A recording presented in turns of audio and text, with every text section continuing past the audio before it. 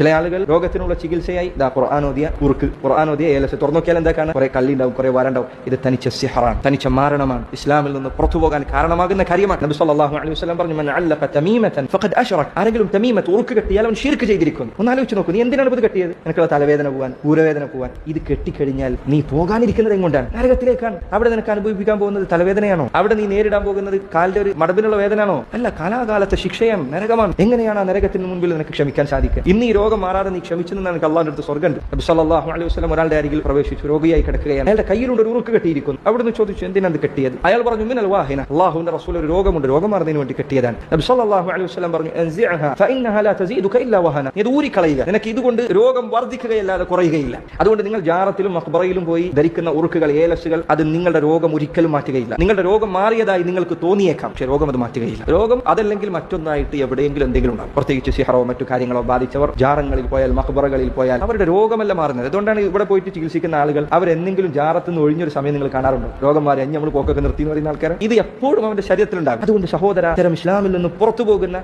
ഈ ശിർക്കായ വടികളിലേക്ക് നീ ഒരിക്കലും പ്രവേശിക്കരുത്.